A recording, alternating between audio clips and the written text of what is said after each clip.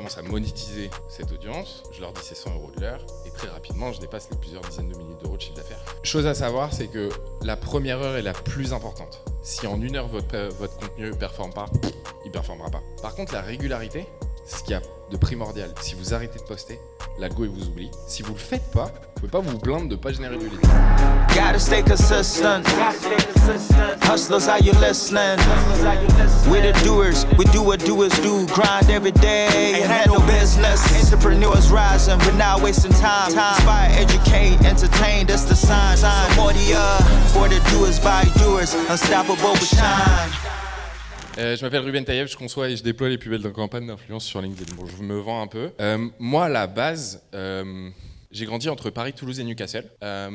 J'ai posé mes valises à Paris quand j'avais 17 ans, 16 ans, 15 ans. Et j'ai fait mon lycée. Et à la fin de mon lycée, j'avais deux choix. Soit je faisais des études, soit je montais une boîte. Alors j'ai commencé par les études. J'ai fait 2 premières années à la fac. Ça n'a pas fonctionné. On ne peut pas en faire une 3e. Du coup, j'ai fait une année en école supérieure de publicité. Et pendant cette année, j'avais 4 de moyenne. Les examens sont arrivés, examen blanc, et j'avais 18 de moyenne. Du coup, je suis sorti major des examens et mon directeur pédagogique, Jean-Philippe Clément, qui est une personne en or, m'a dit Ruben, concrètement, je sais que tu veux monter ta boîte, donc soit tu te barres monter ta boîte, soit tu me fais des meilleures notes. Je me suis barré, monter ma boîte, je suis rentré chez moi et j'ai dit à papa, j'ai arrêté les cours, il était sur son téléphone, sur son ordinateur, comme ça. Il m'a dit ok. Quoi? Et là, c'est démarré la discussion de qu'est-ce que j'allais faire. Et à l'époque, je sais pas si vous vous souvenez, il y avait plein de vidéos du YouTube de The Family, Startup Food, Oussama Ammar. Ouais, il y en avait beaucoup sur LinkedIn, elles ont été retirées suite au conflit, RIP. S'il y a des gens qui les ont encore, n'hésitez pas à les partager. C'était des masterclass vraiment de l'état d'esprit qu'il fallait avoir, comment développer des business, enfin vraiment la Silicon Valley à Paris en français, quoi. Je regarde ces vidéos et en rentrant en septembre 2015, je me dis je vais créer un site internet et je vais vendre un produit, le même en 4 couleurs différentes. Je fais une petite vidéo, je balance le site et la petite vidéo se retrouve très rapidement sur une page Facebook de 350 000 abonnés. On est en 2015. Ça fait 3 millions de vues. Ça me fait quasiment 100 000 € de chiffre d'affaires. Moi qui vivais chez mes parents, qui n'avais pas d'oseille, je venais de citer, j'avais pas accès à l'éducation que tout le monde peut avoir. J'avais galéré à prendre un crédit. Et là, je vois l'argent qui tombe. Je dis c'est incroyable. Et puis je me dis si j'ai gagné 100 000 € avec une page Facebook, combien je gagne avec 100 pages Facebook. Et donc j'approche le million d'euros de chiffre d'affaires avec cette histoire. C'était des anneaux qu'on collait derrière les téléphones, c'était des accessoires téléphoniques assez basiques, sauf qu'il y avait un brevet. Et moi je ne savais pas ce que c'était un brevet. Du coup maintenant je sais ce que c'est. Donc j'ai rendu l'argent, j'étais interdit d'importer, en tout cas j'étais fiché à la douane pendant 3 ans et je me suis dit qu'est-ce que je vais faire. Je me suis pointé chez The Family parce que je regardais toutes leurs vidéos et je leur ai demandé s'ils n'ont pas un travail. Et là, ça amorce 1 an et demi où j'étais chez The Family, The Femme de ménage. Je vidais les poubelles, je pliais les chaises, je passais le micro pendant les talks, je faisais toutes les tâches vraiment opérationnelles des événements. Les événements, c'était des événements de talk comme ça. Et quand je faisais ces événements, je me disais toujours, c'est incroyable où je suis. Puisque ces événements, c'était Evan Spiegel, créateur de Snapchat, c'était Jean de la Roche-Brochard, notamment qui gérait, je gérais pas encore, mais le fonds de Xavier Niel, c'était Emmanuel Macron qui venait en visite, c'était Sheryl Sandberg, la co-dirigeante de Facebook, c'était des personnalités qui étaient genre lunaires, le CTO de Dropbox, Tim Ferriss, Paul Graham. Pour ceux qui ne connaissent pas, vous pouvez aller sur internet et taper leur nom, vous allez voir, c'est juste hallucinant. Sauf que moi, dans mon travail opérationnel, en réalité, sur 6 heures de taf, je travaillais réellement 1 heure, quoi. J'ai vidé les poubelles, ça me prenait 10 minutes. Et le reste du temps, je discutais avec des entrepreneurs. Et puis un jour, je vais voir Alice Aguri et je lui dis bon, c'est cool d'être femme de ménage, mais genre, est-ce que t'as pas un petit CDI à me donner? Elle m'a dit non. Du coup, j'ai pris un taf dans une start-up. Et là, on plonge en 2018. Et en 2018, je bosse dans une boîte et en fait, ça faisait 6 ans moi que je bossais. J'avais pas pris de vacances. Je savais pas ce que c'était l'équilibre pro-perso. Mon père bossait dans une usine. Ma mère elle était institutrice. Pas d'éducation financière, pas d'éducation financière, pas d'éducation entrepreneuriale. Je partais d'assez loin et là je fais un burn-out. En gros, mon corps il s'est juste arrêté et je suis resté chez moi dans ma chambre, la porte fermée, l'écran d'ordinateur allumé, je jouais à World of Warcraft pendant 7 mois. Je suis arrivé en Top World et à la fin de ces 7 mois, je me suis dit, je fais une belle introspection. J'ai cramé que je travaillais un peu sans avoir de raison de travailler si ce n'était l'argent. Et là, je me dis, je vais juste sortir de chez moi. Et donc, fin 2018, début 2019, je contacte Harold Gardas, vous connaissez ? Non? Qui connaît Harold Gardas de Com Vidéo? Et puis lui, il me trouve un travail de commercial dans une boîte. Le 19 février 2019, je démarre ce boulot et je démarre mon compte LinkedIn. 6 mois après, j'ai 30 000 abonnés et je partageais principalement des contenus qui visaient à favoriser les interactions dans les commentaires. Et donc ces 30 000 abonnés, au bout d'un moment, je recevais aussi beaucoup de messages. On parle d'une centaine de messages par jour. Et je viens d'un moment de LinkedIn où on est pré-Covid, donc pré-explosion du nombre d'utilisateurs. Je commence à monétiser cette audience. Je leur dis c'est 100 € de l'heure. Et très rapidement, je dépasse les plusieurs dizaines de milliers d'euros de chiffre d'affaires. Seul, donc je commence à recruter une personne, 2 personnes, 3 personnes, 4 personnes, 5 personnes. Covid arrive, explosion de la visibilité. C'est-à-dire que vous mettiez, genre j'ai mangé une pomme, c'était 2000 likes à ce moment-là. On est en 2020 et en 2020, on passe de 10 à 25 millions d'utilisateurs en France. De 400 à 850 millions d'utilisateurs dans le monde. Donc en fait, autant vous dire que LinkedIn, c'est même pas 15 millions d'utilisateurs de plus en France, c'est 15 millions d'utilisateurs actifs sur une base de 10 millions qui avaient créé leur compte il y a 10 ans. Et donc là, je structure et je teste tous les business models qui étaient possibles de tester sur LinkedIn à travers l'agence, en format formation, accompagnement. Le seul truc que j'ai pas touché, c'est les SaaS et des outils. Mais concrètement, je démarre vraiment l'entrepreneuriat sur LinkedIn. Et c'est à partir de là que LinkedIn a changé ma vie. Il m'a fait rencontrer des personnes comme Gaël Monfils, Blaise Matuidi, Mamadou Sakho, des sportifs juste géniaux, faire des conférences avec Anthony Bourbon, l'interviewer sur scène, faire des conférences en interviewant Marc Simoncini, Catherine Barba. J'ai rencontré des personnes absolument incroyables. Je me suis fait aussi des potes. Il y a beaucoup de personnes ici que j'apprécie énormément et qui sont devenues des amis. Et donc, en fait, juste LinkedIn a complètement bouleversé ma vie et j'ai tout essayé sur LinkedIn. Genre, vraiment, j'ai testé l'ADS, j'ai testé la formation, j'ai testé le service classique, le coaching, j'ai testé l'automatisation, j'ai testé le développement commercial, faire du recrutement, j'ai testé la notoriété, j'ai géré des comptes de présidents de boîtes cotées en bourse, j'ai géré des typologies de profils du genre Laurent Vimon qui est décédé, président de Century 21, paix à son âme, qui était en excellente forme et qui lui typiquement avait une histoire absolument incroyable et qui était en plus trop bien à exploiter sur LinkedIn puisqu'il a été recruté en tant que vraiment agent commercial dans une agence Century 21, il a fini PDG le mec. Et c'est un peu comme Eskimos d'Andrea Ben Saïd où il y a Tom Tréhard qui est aujourd'hui le DG, qui a fini DG il n'y a pas si longtemps que ça, peut-être 1 an ou 2, et il y a 5 ans il était stagiaire quoi. Et stagiaire d'une boîte de 5 personnes, aujourd'hui il est DG d'une boîte de 200 personnes. Et donc, en fait, au travers de ce parcours-là, en plus de apprendre des compétences sur quelque chose qui aujourd'hui est devenu un espace social absolument incroyable, moi j'ai tendance à dire que LinkedIn, c'est un peu l'endroit où tous les relous des groupes de potes qui sont intéressés par le business et qui parlent oseille ou affaires toute la journée se retrouvent. Et on est en train de créer quelque chose d'absolument énorme. C'est un nouveau lifestyle. C'est-à-dire qu'aujourd'hui, comparé à il y a 5 ans, être entrepreneur, c'est trop cool. Et en vrai, c'est trop bien. Et dire que tu as ta boîte, même si tu fais pas d'oseille et que ça fait 2 mois que tu t'es lancé, c'est trop bien. VS, j'étais en salarié, etc. Et je pense que tous, au bout d'un moment, en fait, on a cherché à avoir du sens dans nos vies. Et l'avantage, c'est que LinkedIn offre un espace de discussion qui est juste phénoménal et qui n'existait pas jusqu'à maintenant. Donc forcément, il y a plein de choses qui émergent, notamment de l'influence, où il y a un gap qui est en train de fossé qui est en train de se creuser entre ceux qui créent du contenu, des personnes comme moi, et des dirigeants qui entendent parler de LinkedIn juste maintenant. Et qui se disent, je vais aller sur LinkedIn, sauf que il y a 5 ans, il y a 4 ans, on était 40 créateurs de contenu, aujourd'hui on est plus de 400 juste en France. Et donc maintenant, on va voir les règles à connaître sur LinkedIn. Ceux qui sont entrepreneurs, levez la main. Ceux qui ne sont pas entrepreneurs, salariés, levez la main. Ceux qui sont étudiants, levez la main. Ok, il y a quand même majoritairement des étudiants. 17 règles de merde à respecter pour peut-être percer sur LinkedIn.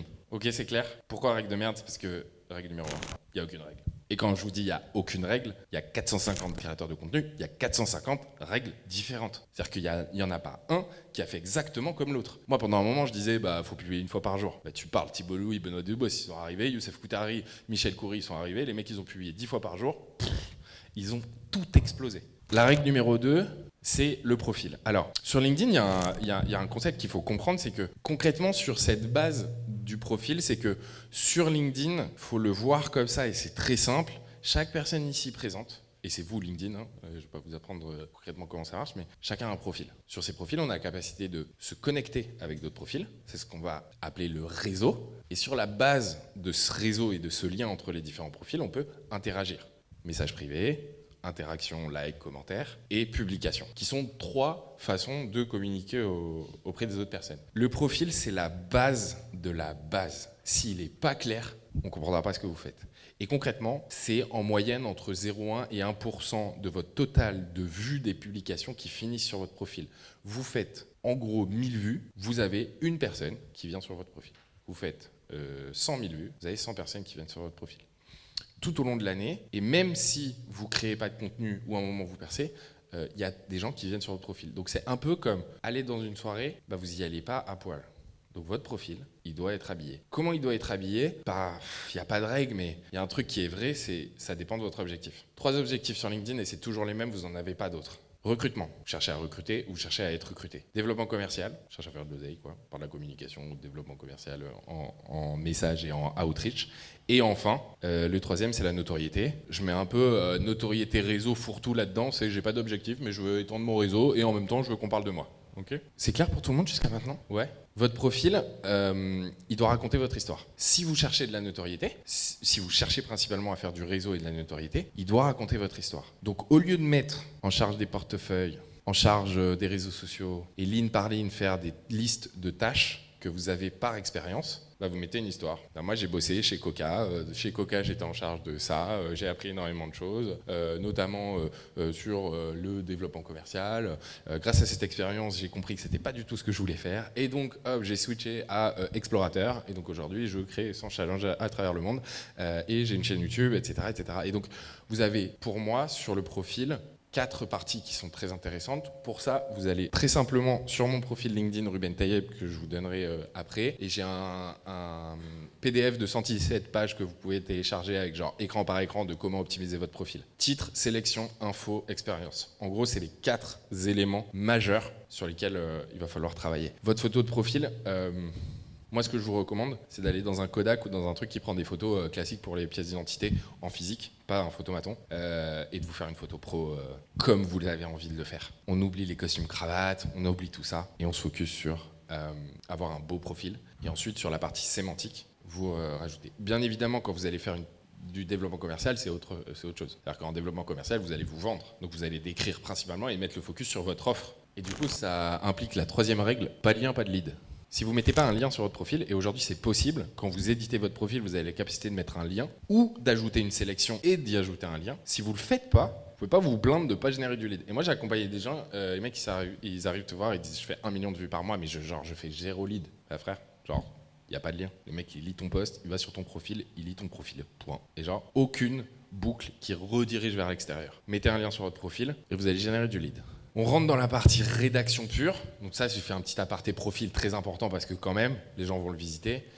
Publier tôt le matin. En gros, sur LinkedIn, plus vous publiez tôt, moins vous rentrez en compétition avec des créateurs de contenu. Okay ? Donc ça dépend, il n'y a pas de règle. Encore une fois, il y en a qui publient à midi, ils performent. Il y en a qui publient à 8h du matin, ils performent. Il y en a à 19h, ils performent. Peu importe. Mais concrètement, on est sur une représentation virtuelle du monde du travail. Donc si la personne, elle publie à 23h le soir, il faut être sûr qu'on a 70% des gens, si vous n'êtes pas comme moi, qui dorment. Du coup, publier tôt le matin, c'est un peu un conseil généralisé que je fais. Et encore une fois, en vrai, il n'y a pas de règle. Mais plus vous publiez tôt, plus il y aura de reach sur la journée, parce que forcément, si votre post il marche pendant toute une journée et pendant 24 heures, sur les 24 heures, vous avez 12 heures où les gens sont debout, peut-être 14 heures. Si vous publiez à 23 heures, déjà, vous mangez les 8 heures. Chose à savoir, c'est que la première heure est la plus importante. Si en 1 heure, votre contenu ne performe pas, il ne performera pas. Vous pouvez le supprimer, vous pouvez le republier demain si vous avez envie, mais en tout cas, il ne performera pas. C'est clair pour tout le monde ? Jamais supprimer sa publication pour la republier. Ok, levez les mains, ceux qui ont déjà fait ça. Toi, t'as rigolé, c'est sûr que tu l'as déjà fait. Mais t'as pas levé la main. Ok. Et vous avez bien vu que la première publication, il n'y avait pas de like. Et la deuxième, il y avait encore moins de likes. Non ? Toi, ça a marché ? Super bien ? Il n'y a pas de règle. Je me suis un peu défendu, En vrai, republiez pas pour la simple et bonne raison que c'est technique. Ça veut dire que votre publication, quand elle est publiée, chaque 24 heures, il calcule et il se dit « Ok, mardi, tu as publié à 8h du matin, je vais présenter ta publication auprès des personnes qui sont connectées dans l'heure de publication et qui sont le plus susceptibles d'interagir avec ta ta publication. Si vous supprimez cette publication, il passe du premier cercle à qui présente la publication au deuxième cercle, qui sont le plus susceptibles, mais du coup un peu moins que le premier. Vous resupprimez ou vous republiez une troisième publication, vous passez au troisième cercle. Et en fait, à chaque publication, c'est toujours la même chose. Il va vous montrer la publication aux personnes les plus susceptibles de publier, de commenter, qui n'ont pas été touchées par votre contenu encore. Donc forcément, plus vous publiez, plus vous allez toucher une audience qui est de moins en moins susceptible d'interagir. Okay ? Donc en gros, évitez de supprimer votre publication pour la republier. Ouais, ça c'est pareil. Dans l'heure, si vous éditez votre publication, ça on l'a vu plein de fois, on l'a vu sur plein d'études. Et franchement, c'est un peu toujours la même chose. Si vous éditez sur les 5, 15, 20, 30 minutes, 1 heure après votre publication, bah genre ça baisse en reach. Point. Voilà la règle. Vous évitez d'éditer votre publication. Pourquoi ? Parce que l'URL change. Et si l'URL change, ça veut dire que le contenu change. Et donc il n'est pas proposé aux mêmes personnes à qui il a été proposé, parce qu'il a été supprimé. Et encore une fois, on reprend la règle d'avant. Ça va être présenté à 2 autres personnes. Qui c'est qui mentionne des gens à la fin des posts pour qu'on vienne interagir ? Qui a déjà fait ça ? Toi ? Faut vraiment arrêter ça. Genre plus jamais, tu vois. Alors moi, il y a vraiment des gens, on leur a dit « Ouais, taguez des gens connus, vous allez voir, ils viennent d'interagir. » Mais on a oublié de préciser, genre, trouver une occasion de les taguer avec des mots à côté avant son prénom et après son nom de famille. Et donc du coup, il y a des gens qui, pour ceux qui publient souvent sur LinkedIn, ont souvent ça. En fin de post, il y a un espèce de bloc de genre 500 personnes qui disent « Hey, vous en pensez quoi ?» Point d'interrogation. Mais alors là, c'est mort. Je ne commande pas ce genre de post. C'est pas du tout personnalisé. C'est putaclic et putarich au plus haut possible. Donc, on évite ça. Surtout que si la personne ne vient pas commenter, je pense qu'on a tous identifié ça, on a beaucoup moins de reach que s'ils viennent commenter, ils viennent liker. Donc on évite les mentions inutiles pour juste faire du reach, ça marche pas. Trouvez des occasions et trouvez des raisons de les mentionner. Ou créez-les. Pareil dans les photos. Les photos, ça faut arrêter de taguer aussi toute la planète dans une même photo. Ça marche pas. Ok, alors, je vais pas vous donner des conseils de rédaction parce qu'après on va avoir des profils. Il me reste combien de temps ? Je suis large. L'accroche, vous voyez ce que c'est ? Qui c'est qui a fait des études de journalisme ici ? Personne. Qui a fait des études ici ? Ok. En gros, c'est très simple. L'accroche, c'est 2 lignes visibles sur téléphone, 5 lignes sur ordinateur. Il y en a qui disent qu'il y a 50% des utilisateurs qui sont sur téléphone, il y en a d'autres qui disent 75%. On ne sait pas vraiment, mais en tout cas, ce qu'on voit, c'est que c'est majoritairement des accroches de 2 lignes sur la plupart des publications des créateurs de contenu qui fonctionnent. Les accroches de 5 lignes, ça fonctionne beaucoup moins. Du coup, on peut prétendre que les gens sont plus sur leur téléphone que sur l'ordinateur. L'accroche, c'est la partie la plus importante parce que c'est le hook. Et ce hook, c'est aussi, comment dire, ça va être votre accroche texte si vous publiez pas de média avec, mais ça va être aussi le média. C'est pour ça que là, il y a beaucoup de photos perso en ce moment. Et c'est devenu Instagram, LinkedIn. Parce qu'en fait, on met un double hook. On met une photo. L'IA, a priori, reconnaît bien le visage. Vous reconnaissez bien le visage. Les personnes qui vous lisent vous reconnaissent et donc vont plus facilement aller liker et commenter. Sur l'accroche, généralement, si vous arrivez à faire un truc hyper court et hyper impactant, c'est cool. Genre moi, il y a 3 posts qui ont hyper bien fonctionné. Et ça, vous pourrez aller voir sur le profil LinkedIn. En gros, pour être très simple, moi j'ai mis LinkedIn a changé ma vie. Genre très simple comme hook, mais aussi très puissant. J'ai choisi la liberté au succès. C'est putaclic. J'ai 30 ans. Ça aussi, c'est pas mal. Et il y en a une 4e. J'ai créé un guide LinkedIn pour vous aider à optimiser votre profil de A à Z. Point. Et en gros, après, ça déroule sur du texte. Donc, l'accroche, partez sur des choses hyper simples et aidez-vous de ChatGPT. On va être très clair là, il a bouffé mon taf, lui. On va reprendre les questions après sur l'accroche, notez-les. Qui c'est qui fait des partages ? Qui c'est qui a déjà fait un partage ?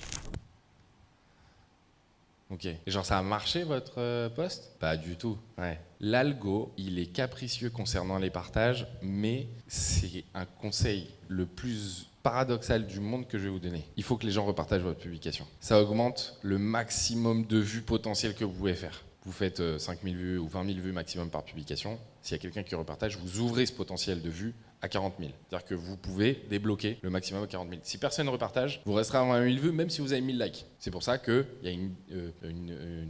c'est complètement décorrélé, le nombre de vues et le nombre de likes. Après, on peut faire des moyennes, etc. Mais en vrai, c'est complètement décorrélé. Donc, quand on vous repartage, c'est que votre post a hyper bien fonctionné. Et ça, c'est genre le meilleur truc qu'on peut avoir. Après, il y a le commentaire qui est sympa et le like, c'est OK, quoi. Si vous avez besoin de repartager, ne repartagez pas. Vous avez juste débloqué un potentiel de vue, mais vous n'avez pas de faire de visibilité. Là, ils ont débloqué, et c'est pour cette raison qu'ils ont créé un deuxième élément, et qu'ils ont modifié le nom maintenant du partager, c'est devenu republier. Donc le repost, c'est la chose qui permet tout simplement à ce que dans votre fil d'actualité, vous puissiez voir le post que j'ai republié sous forme un tel a republié ceci et vous avez le post en natif. Et quand vous allez liker, commenter, ça booste la publication d'origine et ça ne crée pas une nouvelle publication. Et ça, c'est hyper important de le comprendre parce que quand je vous dis que les partages, ça ne marche pas, c'est exactement comme les pages entreprises. Je vous invite à scroller votre fil d'actualité LinkedIn et me dire combien de repartages vous allez avoir et combien de posts de pages entreprises non sponsorisées vous allez avoir. Sur du repartage, on est en moyenne à 1%,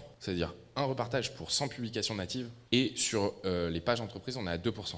C'est pour ça aussi que l'essor de LinkedIn, il est focus sur le personal branding, parce que LinkedIn ne donne pas la puissance nécessaire aux pages entreprises. Et pour ça, il y a 1000 exemples. Je vous invite à aller voir la page de Google, d'Amazon, de trier les publications par récent, et de voir qu'en effet, une page à 26 millions de vues peut faire 3 likes sur à peu près 100% de ses posts. Qui c'est qui met des hashtags ici? Vous pouvez lever la main, s'il vous plaît? Ok. Oubliez les hashtags. Alors c'est bien pour la découvrabilité, il y a des gens qui sont abonnés, mais je suis désolé, et là il y a un vrai sujet de Discord avec mon ami Onur. C'est très bien pour la découvrabilité, mais le nombre de personnes qui cliquent sur un hashtag pour avoir toutes les publications d'un hashtag, il est quasiment au néant. Et encore une fois, prenez votre fil d'actualité, suivez une centaine, voire un millier de hashtags si vous avez le temps, et regardez dans votre fil d'actualité combien de fois un hashtag ressort. On est au maximum à 5%. Donc c'est 5 publications qui viennent d'un hashtag, VS, le reste des publications, où il y en a la moitié, c'est à liker ceci, à commenter ceci, et l'autre moitié qui est en natif.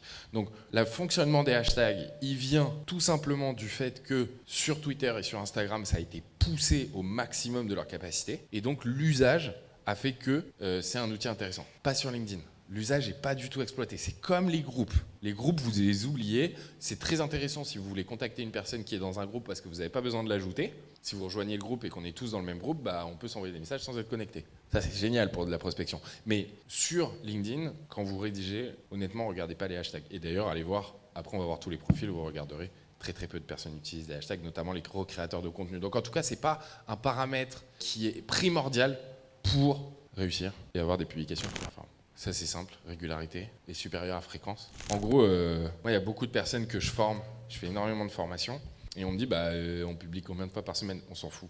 Publiez une fois si vous avez le temps, si vous avez le temps, vous publiez 10 fois. Moi je poste 4 fois par jour et j'essaye de trouver le temps. C'est dur, mais je le fais. Du coup j'ai créé des publications qui sont assez simples, sans trop de copywriting et ça me permet d'être OK. Si vous n'êtes pas régulier, c'est très grave. Si vous avez une fréquence assez basse, c'est pas grave. La fréquence, le robot et les algos, ils vont vous dire quoi? Ils vont vous dire, vous publiez une fois par semaine, je vais vous booster au maximum par une fois par semaine. Genre Nina Ramen, elle poste une fois par semaine, elle fait des milliers de likes. Maud Alaves, elle publie une fois par semaine, elle fait des milliers de likes. Youssef Koutari, il poste 10 fois par jour, il fait aussi des milliers de likes. Donc peu importe s'il poste 10 fois ou une fois, vous aurez votre résultat sur les publications.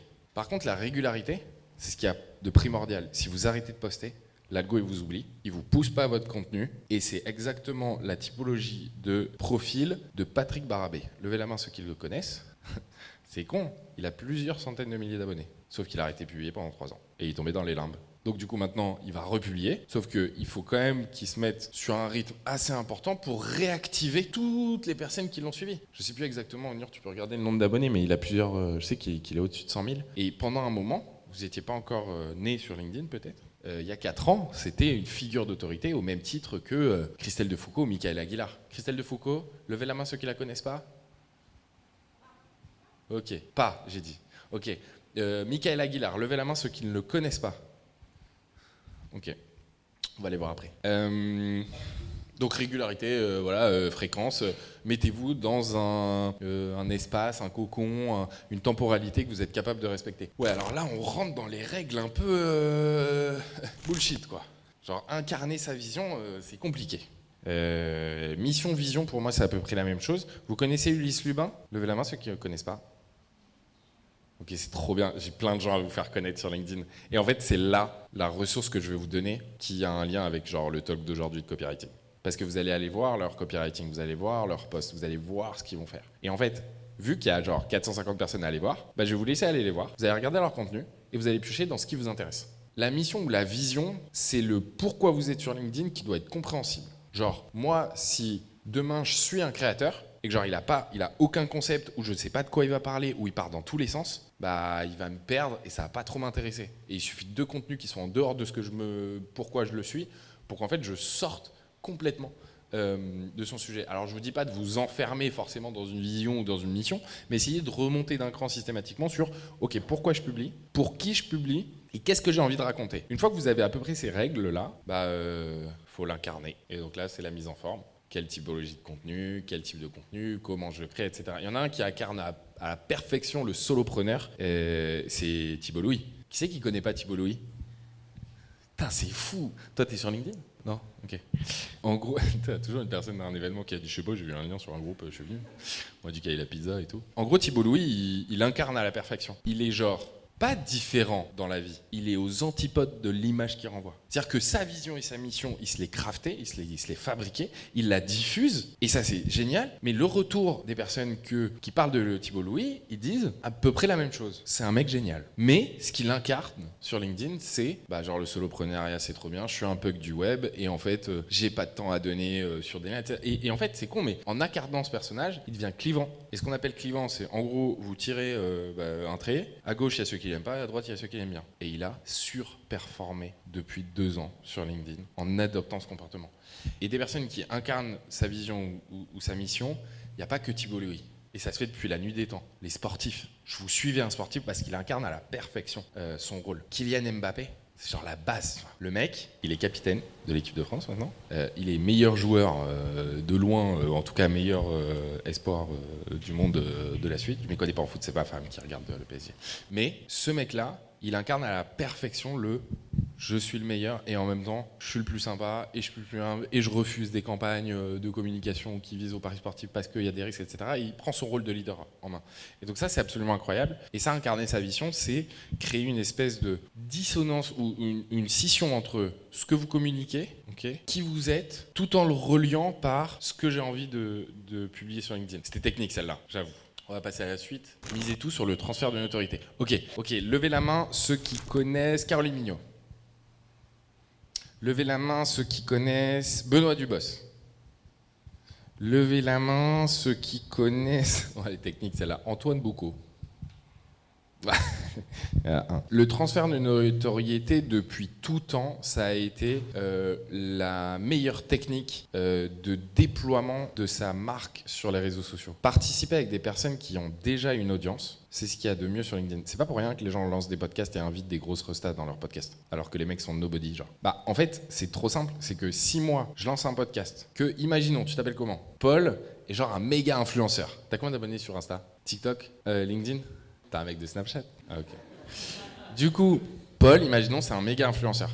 Ça fait 4 ans qu'il crée du contenu. Sur les 4 années de création de contenu, il a réussi à avoir, 1 million d'abonnés. Les mecs, ils le suivent. Il a un nombre de likes, il a un nombre de commentaires, etc. Si demain, il me présente, qu'est-ce qui va se passer? Genre, son audience va entendre parler de moi, et donc va m'acheter moi en termes d'abonnement. C'est exactement ce qui s'est passé quand j'ai fait les anneaux avec les marques, quand on fait de l'influence. On achète de l'espace sur des profils pour qu'ils parlent de nous, pour faire du transfert de notoriété. C'est exactement le cas de Inès Reg. Qui connaît pas Inès Reg?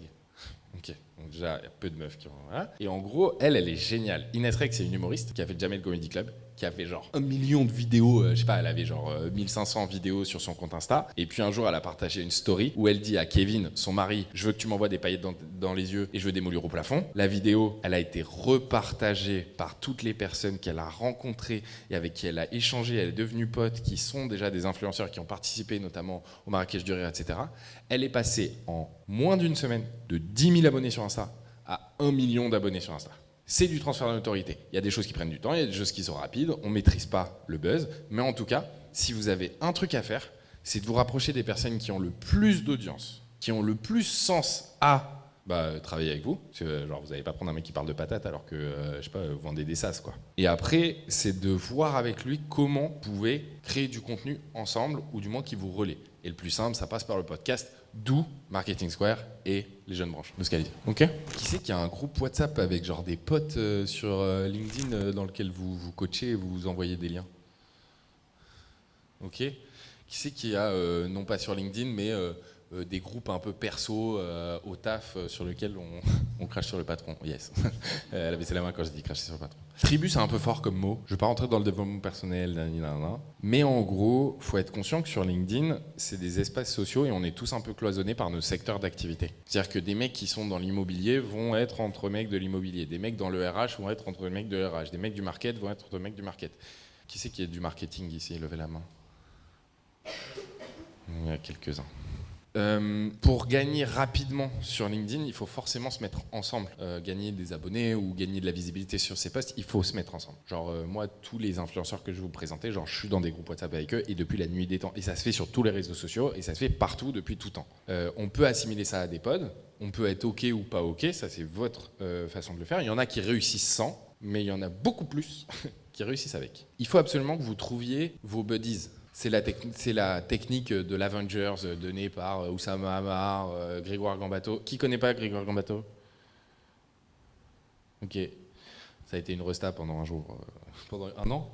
Et après, il arrête. Il est passé de, je sais pas, il fait 100 000 abonnés en quelques mois. Pourquoi le groupe d'entraide? Et c'est quelque chose qui est très controversé et qui est drôle. C'est que le mec qui est en haut là, qui a créé l'Empire, c'est le mec le plus détesté de LinkedIn. Guillaume Houbèche, il a fait un truc de ouf qui a genre aussi un peu impacté la vision qu'on a des groupes d'entraide maintenant. Guillaume, il a créé l'Empod. Ça vous parle l'Empod ou pas? L'Empod, c'est un outil qu'il a vendu 1 million d'euros. Et en fait, l'Empod, ça a été vendu. L'idée, c'était quoi? C'était que automatiquement, ça prend contrôle de mon compte. Je rejoins des groupes, je paye au nombre de groupes que je rejoins. Et en gros, ça va liker et commenter des posts LinkedIn automatiquement en fonction des personnes qui nous partagent des liens dans le groupe. Donc en gros, c'était un peu du jeu triche pour avoir des likes. Et parce qu'à l'époque, c'était broken et c'était uniquement basé sur le nombre d'engagements. C'est-à-dire plus vous aviez d'engagements, plus vous aviez de reach. Aujourd'hui, beaucoup moins. Il y a le dwell time, il y a plein de trucs. Du coup, LinkedIn a dit on change l'algo. Donc genre le mec qui est en haut, qui a créé tout ça là, il a fait quand même changer l'algo d'un des plus gros réseaux sociaux du monde qui pèse des multimilliards, tu vois. Après, c'est fait ban.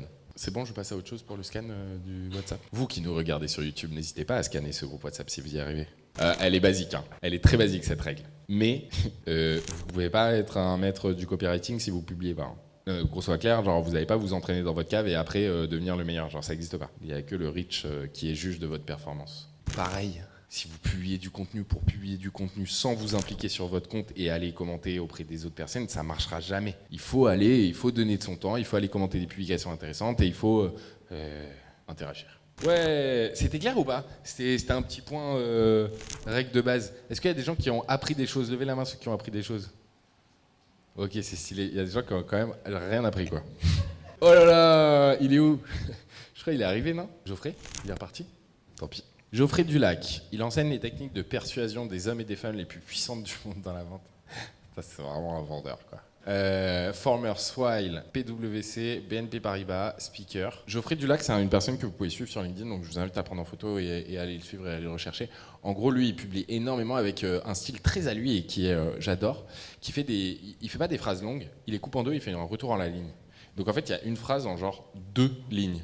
Et il est passé de 2000 abonnés, wow, je vais me faire tuer moi, 6475 abonnés, donc il les a fait en 2 mois. Et il a juste créé masse de contenu tous les jours. Un contenu par jour qui parlait de sales, qui mettait rarement en avant sa vie, principalement des conseils de sales, des situations de sales. Et je vous invite à aller voir la façon dont il publie et il communique, c'est vraiment, vraiment smart. Et on a fait la même école, je savais pas, putain, trop bien. Ça, on verra après si vous avez des questions. Hicham Abari, il est là. Je vous montre pas des contenus et des créateurs avec qui je suis pote, enfin pas que du coup, mais des use cases hyper intéressants. Hicham, je l'ai rencontré il y a quoi, 6 mois? C'était personne. Il faisait rien. Et il postait des trucs avec des vieux logos, c'était horrible, il n'y avait pas de like, genre. C'était de la merde. Et aujourd'hui, il a 5000 abonnés. Hicham, t'avais combien d'abonnés, genre, il y a 6 mois? 800. Qu'est-ce qu'il a fait? Il est allé à la rencontre des entrepreneurs. Il a créé une tribu qui s'appelle Yugis.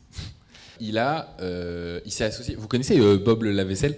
Vous l'avez vu à QV, mon associé? Il s'est associé avec le créateur de Bob la vaisselle pour créer Lumside, qui est spécialisé dans la désinfection industrielle par UV. C'est pas ça qui est intéressant. Ce qui est intéressant, c'est aller voir son contenu. Il publie systématiquement des photos où il est avec une autre personne. Et en plus, il rédige un beau texte. Et dernièrement, il y a des publications où il raconte des histoires de comment il était avant, très professionnel, etc. C'est un dirigeant de boîte, donc forcément, il se met un petit peu en scène.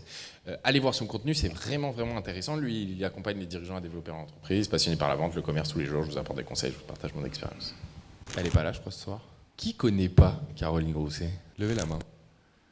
Il y a moins de 10 personnes. Levez la main ceux qui ont déjà eu un commentaire de sa part sur un post.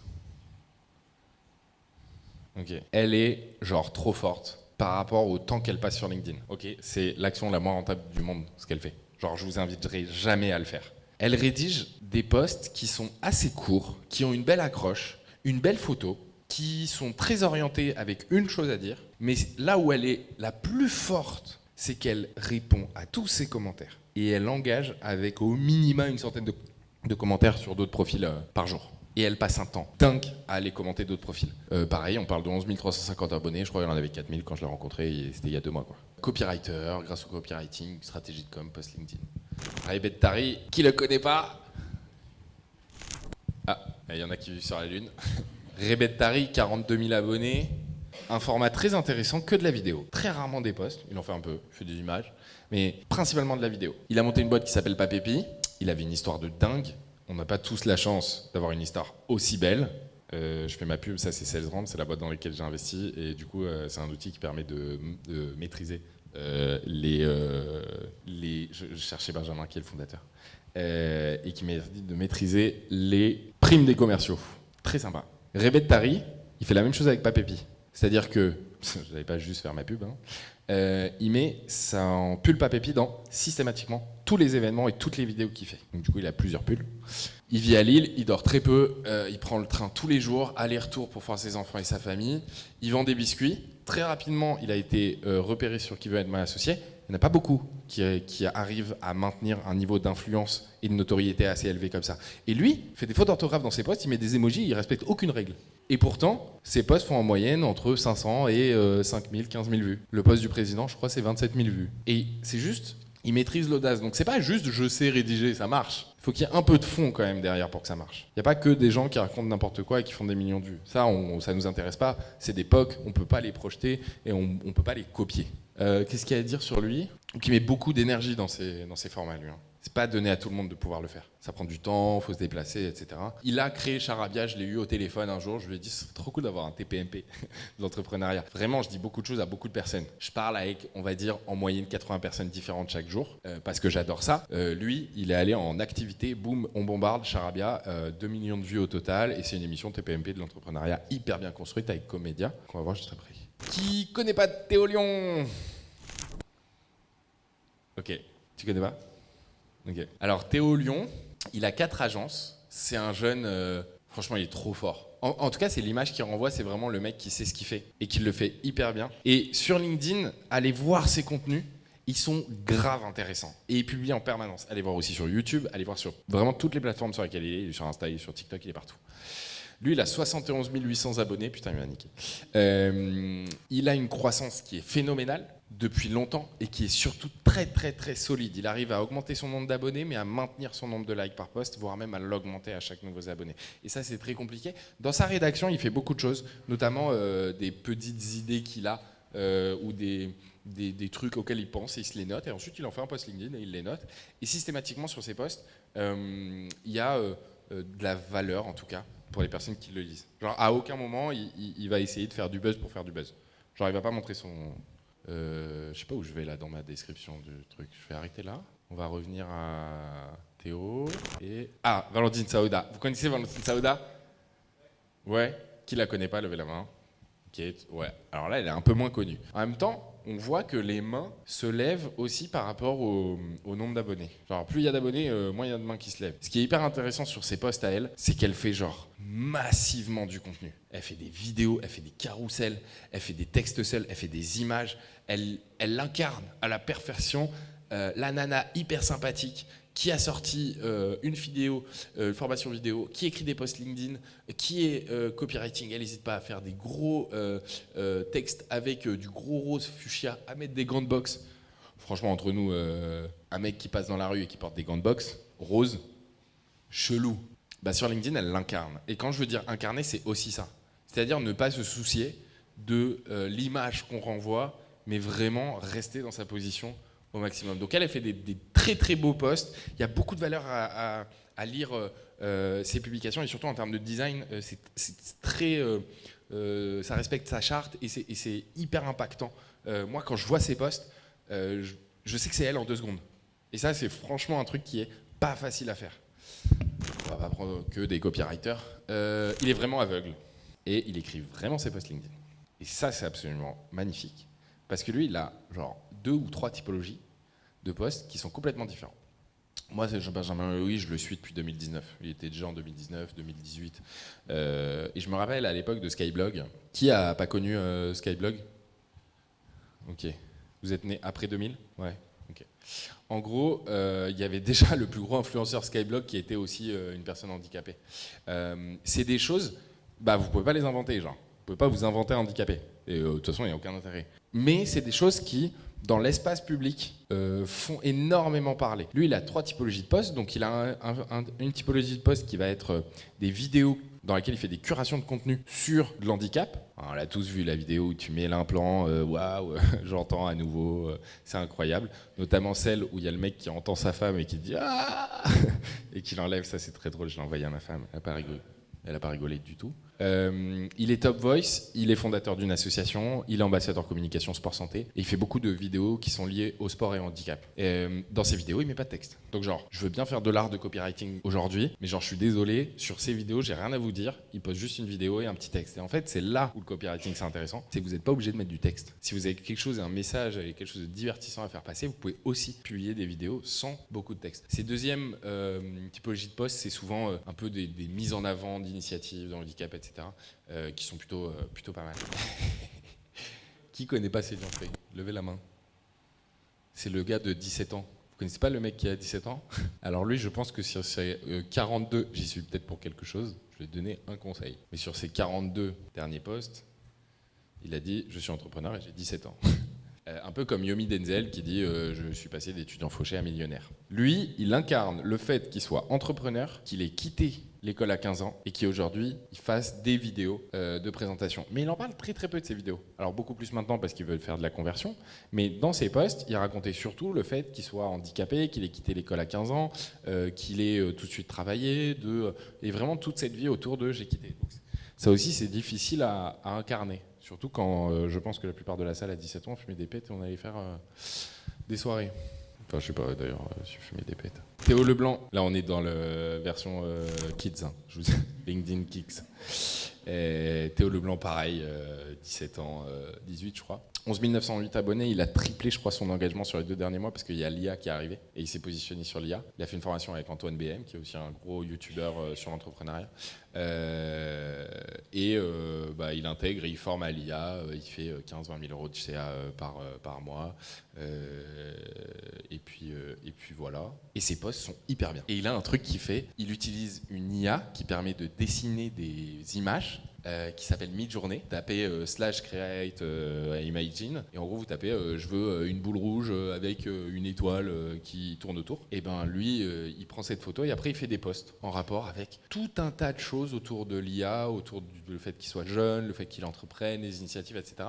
Et il a une façon de copywriter qui est vraiment hyper impressionnante par rapport à son âge. Eliad Samoun, qui c'est qui le connaît? Levez la main ceux qui le suivent. Vous êtes dans le secteur bancaire ou assurance? Pas du tout. Immobilier? Ouais. Eliad Samoun, allez voir son nombre de likes. Il fait 500 likes. Ça rime à quoi? Il fait 500 likes. Ça veut dire qu'il a quasiment plus de 2%, un peu plus d'1%, 2% sur ses publications. Il faut savoir qu'aujourd'hui, un beau taux d'engagement, c'est 1% par rapport au nombre d'abonnés. Quand vous dépassez les 30 000 abonnés, ça tombe à 0,5. Et en plus, quand vous dépassez les 100 000, c'est 0,1. Vous pouvez pas aller au-delà, c'est difficile d'engager plus. Et encore, c'est des moyennes que je vous donne qui sont à la louche, qui sont pas forcément facilement vérifiables. Lui, il m'a confié cette création de contenu. Qu'est-ce qu'il faisait? Il utilisait un outil qui s'appelle Excalibur. Vous connaissez Excalibur? C'est pour faire des dessins. Allez voir ses posts. Il passe en moyenne 3 à 4 heures par publication à décrire pourquoi c'est plus intéressant de prendre une SASU plutôt qu'une URL, pourquoi c'est plus intéressant d'être payé en net plutôt qu'en brut, où vont les charges patronales, comment il divise le salaire. Il est en même temps, il a créé un podcast, bon ça c'est pour la fameuse transfert de l'autorité, mais il est il fait du M&A, donc il fait tout ce qui va être finance des boîtes, rachat de boîtes, rachat par LBO, ils prennent un crédit dans la boîte, ils rachètent avec le crédit, fusion, acquisition, etc. Il travaille à Levallois, il est toujours en costume cravate 3 pièces et il met sa petite team, le boss qui est au milieu et aujourd'hui c'est l'un des plus engagés, en tout cas une personne qui a le plus d'engagement sur ses postes et quand vous regardez, il ne parle jamais de lui. Jamais, pas une fois. Si vous allez dessus et vous connaissez quelque chose de sa vie, dites-le moi, je pourrais lui dire. Il parle que de son business. Donc quand on vous dit, ouais, utilisez des belles photos perso, parlez de vous, etc. Non, des preuves, des gens qui font pas ça. Mais il passe énormément de temps à créer une image de toute pièce pour expliquer les processus. Kamil Mikolajczak, 36 000 abonnés. Alors lui, il a 2 fois l'engagement, je crois, de Iliad et il fait exactement la même chose. Toujours même implication, mais beaucoup plus de fréquence. Iliad, je crois qu'il est à 2 ou 3 fois par semaine.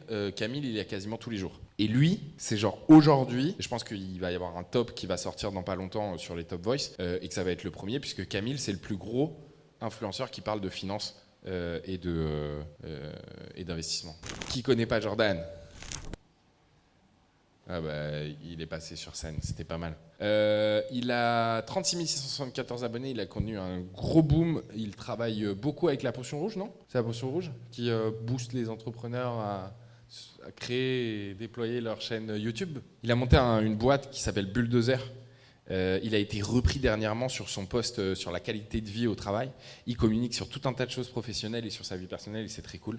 Et il fait beaucoup de chiffres d'affaires. Mais en fait, ce qui est intéressant avec lui, c'est qu'il a un passif sur LinkedIn et que ses plus fervents admirateurs qui sont aujourd'hui, parce qu'on le suit depuis 4 ans, des gens qui ont beaucoup d'abonnés sur LinkedIn, on vient quand même interagir avec ses publications. Et donc en moyenne, il est à 400-500 likes par post et il rédige à la perfection. Regardez ses hooks, regardez ses images, regardez les gifs, regardez les vidéos, regardez les carousels, regardez tout ce qu'il partage, c'est absolument renversant. Bulldozer, c'est un collectif en fait de freelance. Donc il y a des sales.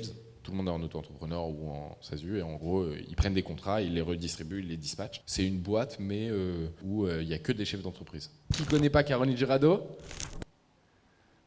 Ok, hyper intéressant. Elle a la newsletter la plus lue de France, en tout cas, elle a le plus d'abonnés.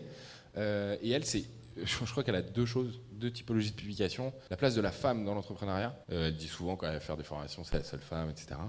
Donc féministe. Et elle le revendique en totale transparence. Et elle rédige d'une manière vraiment incroyable. Et des autres posts qui sont en rapport avec sa newsletter, la newsletter de crypto qui est genre la plus connue de France. Pareil, allez voir ses contenus. Alors pour Caroline, il y a un petit historique, c'est que les 38 000, 40 000 abonnés, elle les a depuis genre peut-être 6 mois, quelque chose comme ça. C'est-à-dire qu'elle a explosé très très rapidement. Et c'est très intéressant parce que dans les publications, on la retrouve notamment avec Nina Ramen et Caroline Mignot et Alexia Borde. Et en fait, naturellement, ça fait du transfert d'autorité qu'on parle de vous, que vos potes parlent de vous. Après, je vous dis pas, devenez potes avec des influenceurs, c'est quasiment impossible. Hein. C'est la nature, ça. Soit on s'entend, soit on s'entend pas. Genre moi, il y a des gens qui disent, ouais, c'est trop bien. Je suis sûr, il y a des gens dans leur tête qui se disent, c'est éclaté. Michel Coury. Qui connaît pas Michel Coury ? Alors là, on est sur un cas d'usage hyper intéressant. Le nombre d'abonnés n'est pas égal à l'autorité ou à la notoriété. Le nombre d'abonnés n'est qu'un nombre d'abonnés. C'est pas parce qu'il a 218 000 abonnés sur LinkedIn qu'il va être le plus connu et qu'il va convertir le plus. Lui, il communique de manière très B2C et vous allez voir ce qu'il fait. Il fait quasiment que des citations RH, de motivation et de boost. Il fait quasiment pas de texte. Regardez ses publications, il faut en moyenne 2000, 3000 likes par post. Ce mec-là, il est né l'année dernière. L'année dernière, en 6 mois, il a fait 150 000 abonnés, je crois, approximativement à peu près. C'est devenu une brute épaisse. Et pourtant, en termes de copywriting, il mettait des messages de motivation. Et en fait, il s'est créé une audience de personnes qui sont en recherche d'emploi, parce qu'il ne faut pas oublier que sur LinkedIn, c'est principalement des gens qui cherchent de l'emploi. Hein. On reste quand même une plateforme de recrutement. Les gens viennent pour ça. Et on reste parce qu'il y a du contenu, c'est la seule raison. Mais allez voir son contenu, c'est hyper intéressant. Et je sais pas si après on voit Harold Gardas, cofondateur de chez Com Forbes 30h30, magnifique storytelling et très belle création vidéo. Et il a des moins bonnes accroches, mais de très beaux contenus. Andrea Ben Said, il l'a bouffé avec Youssef Koutari, que je vais vous montrer juste après. Je reviendrai sur Andrea. Tonton Karim Eshmi, il a que 56 000 abonnés. C'est l'influenceur, je pense, qui fait le plus d'oseille sur le côté RH. Et il a ses posts où c'est hyper intéressant parce qu'il a séquencé chaque jour une typologie de post. Une vidéo avec une grosse boîte, un gros DRH de BNP, de Accor Monde, etc., où il va parler des problématiques de recrutement. Un PDF carrousel où il va dire, bah voilà, telle boîte recrute, voici les offres. Des posts un peu inspirationnels, des posts promo de ses services. Et regardez bien comment il écrit ses posts. Il y a toujours un ton qui est hyper... Alors c'est con qu'il n'ait pas sa gueule parce qu'il a toujours une casquette, il est très grand, il est toujours en train de sourire, il est vraiment... C'est un soleil, le mec. Et lui, ça fait longtemps qu'il est sur LinkedIn, mais ça fait pas très longtemps qu'il a vraiment percé, sachant qu'il a été élu... Ça marche pas le... il a été élu LinkedIn influenceur. Le petit IN bleu, en gros, c'est juste des votes de LinkedIn. Il y a un comité éditorial qui se réunit et qui vous donne un badge de certification. C'est un peu comme le certifié sur Insta, hein, c'est la même chose. Alors, hyper intéressant, parce qu'elle a une marque qui est plus forte que son nom. Or, sur LinkedIn, elle a un nom qui est plus fort que sa marque. L'optimisme, c'est un média. Qui c'est qui ne connaît pas l'optimisme ? Je sais pas, c'est 15, 20, 50 millions d'abonnés, je sais pas combien, genre, mais des millions. Et c'est que des citations avec des images sur l'optimisme. Alors par contre, c'est des créations originales, c'est pas mal, elle a une équipe derrière, c'est une agence et tout. Elle est là depuis très longtemps. Pareil, c'est un bonbon, elle est genre trop gentille, trop ouverte, trop accessible. Et quand elle rédige ses publications, elle rédige souvent des publications qui sont uniquement des citations. Donc pareil, est-ce qu'elle crée de la valeur ? Est-ce qu'elle crée pas de la valeur ? Est-ce qu'elle a des leads ou elle a pas de leads ? J'aurais pu vous montrer Créapills qui le fait très bien, où j'ai un pote dans la com. C'est de la création de contenu à destination principalement d'une cible CMO, marketing, etc. Et ça performe bien. Allez voir ses posts, c'est plutôt cool et ça vous donne des idées de comment aussi faire des citations. Vous n'êtes pas obligé de faire des citations ou des contenus qui sont juste une phrase. Il a fait des petits dessins, il a fait des petites mises en forme sympas, des trucs sur Canva, franchement. Et elle a 143 406 abonnés. Benoît Dubos, qui connaît pas Benoît Dubos ? Il y a une main, elle s'est levée, elle s'est rebaissée quand personne n'a levé. Benoît Dubos, il a un système hyper rodé que vous pouvez voir sur son site Scalesia. Il est incroyable. Il fait des petits posts, il fait des longs posts, il fait des posts portraits par rapport à son podcast pour présenter les invités. Il met de temps en temps des vidéos, mais assez rarement. Il poste plusieurs fois par jour. C'est lui qui m'a fait fermer ma gueule et supprimer le slide poster qu'une fois par jour, c'est bien. Parce que lui, il a posté plusieurs fois par jour. Et en fait, il y a un mécanisme qui est hyper intéressant. C'est que si vous postez une fois par jour ou une fois par semaine, en fait, vous maximisez le nombre de likes et de vues que vous pouvez avoir. Donc si vous postez une fois par semaine, vous avez beaucoup de vues et beaucoup de likes. Si vous postez une fois par jour, vous en avez moins. Et si vous postez plusieurs fois par jour, vous en avez beaucoup moins. Sauf qu'avec le temps, la croissance de nombre de likes que vous pouvez avoir par publication, elle est plus importante si vous publiez 10 fois que si vous publiez qu'une fois. Donc en gros, lui, aujourd'hui, il a 92 000 abonnés. Moi, il y a 1 an et demi, quand j'ai arrêté de publier pendant quelques temps parce qu'il fallait bosser, il a juste rush de 15 000 à 80 000 en 2 mois, un truc comme ça. Et il a juste bombarde. Et c'était un des premiers avec Thibault Louis à publier plusieurs fois par jour et à tester ce système. Dans ses publications, elles sont extrêmement bien construites. Allez regarder, reprenez des hooks aussi, prenez des éléments qui vous plaisent. C'est vraiment un bon mec. Un putain de créateur et il donne beaucoup de ressources sur tout ce qui est growth marketing en général. Là encore une fois, c'est pour vous prouver que genre, vous pouvez raconter une histoire sur LinkedIn ou pas. Alexis Tobelem, il est là depuis la nuit des temps sur LinkedIn, ça doit faire 6 ans je crois. 7 ans. Nuit des temps, c'est genre il y a 7 ans les gars, il y a Viadeo, je crois il s'est cassé la gueule et après LinkedIn a pris le pas. Mais avant les gens étaient sur Viadeo, lui il fait que de la curation de contenu. C'est un peu comme, on avait vu qui au début, je sais plus. C'est qui ? Ah ouais, Benjamin Louis. Suivez-moi pour une dose d'inspiration, allez voir ses posts. Hein. Franchement, ils curent du contenu qui ont très bien marché sur Twitter, Insta, etc. Sur de la partie vraiment technologie, innovation. Et il les republie sur son compte. Et ça cartonne. On parle de plusieurs milliers de likes et lui, ça lui rapporte aussi des clients. Maud, j'ai pas grand chose à dire sur elle. Franchement, allez voir ses posts, déroulez les publications. Elles sont extrêmement fournies. Vraiment bien travaillées. Elle prend un temps fou à construire ses publications. Et il y a des modèles que vous allez reconnaître au fur et à mesure que vous allez voir ces posts. Je pense que c'est une des plus grosses influenceuses RH en ce moment, avec des reach absolument incroyables. C'est une nana géniale, hyper gentille, la main sur le cœur. Et ses posts sont toujours bienveillants et très bien écrits. Vous pouvez prendre en photo Milani Bigot. Elle a un truc hyper cool. Elle fait des snipers. Elle est snipeuse de fautes d'orthographe. Elle vous prend un post. Si vous faites une faute d'orthographe, elle vous copie-colle la phrase et elle fait genre tout un post pour expliquer pourquoi il y a une faute. Elle fait ça depuis la nuit des temps. Elle a, on voit pas, elle a genre 200 000 abonnés, je crois. Moi, quand j'ai commencé LinkedIn, elle était là. Mathilde Cossé, c'est un peu dans le même genre que Bruno Maltor ou Ulysse Lubin. C'est tous les trois des explorateurs. 70 000 abonnés, 216 000 abonnés, 102 000 abonnés. Franchement, allez les suivre. Ça donne un petit coup de fraîcheur quand vous voyez leurs posts. Alors, on peut pas tous voyager tout le temps et faire des posts incroyables comme ça. Genre, lui, il est allé en Arctique là-bas, vous voyez. Voilà, il est allé en Arctique. Donc, qui est allé en Arctique ici ? T'es allé en Arctique ? Ah ouais, ok. Bah voilà, ça fait des likes. Aller en Arctique, ça fait des posts et des likes. C'est l'art du copywriting. Juste, je fais un aparté sur deux choses. La première, c'est Blaise Matulier et Gaël Monfils. C'est des ovnis. Allez voir leurs posts, les copiez surtout pas. Ils ont une notoriété qui ne vient pas de LinkedIn. Ils n'ont pas de notoriété par le fait d'être bons en copywriting. Ils ont une notoriété parce qu'ils ont fait du sport à haut niveau. Et en l'occurrence, ils ont été très bons. Donc ça, c'est genre typiquement les exemples à pas suivre. Ok. Ruben Acid, qui ne le connaît pas dans la salle ? C'est l'entrepreneur, c'est le créateur de contenu qui connaît la plus grosse croissance de tout temps sur la plateforme LinkedIn.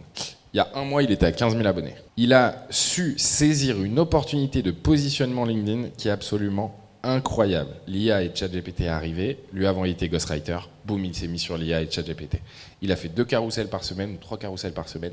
Et il a parlé essentiellement de ChatGPT sur ces carousels avec des idées toujours mono-idées, du genre comment je transforme une vidéo YouTube en post LinkedIn, ou comment j'écris une histoire avec ChatGPT, ou comment j'utilise des prompts sur ChatGPT dans le marketing, dans l'immobilier, dans le truc. Et en fait, il a donné tellement d'infos sur LinkedIn au moment où ChatGPT était au plus haut dans la courbe des talks des sujets, que la totalité des gens sur LinkedIn l'a suivi. Il poste en anglais et c'est intéressant, regardez un petit peu ses posts, comment il les a construits et surtout le travail qu'il fait de rédaction dans les carousels. Voilà, et après il y en a plein d'autres, mais j'ai pas le temps de les voir. Kevin Dufresne, il est très bon. Youssef Koutari, c'est le premier influenceur LinkedIn. Et c'est tout pour moi. Merci. Et on va prendre les questions, mais avant ça, j'aimerais vous applaudir d'être resté quelques secondes de plus à m'écouter.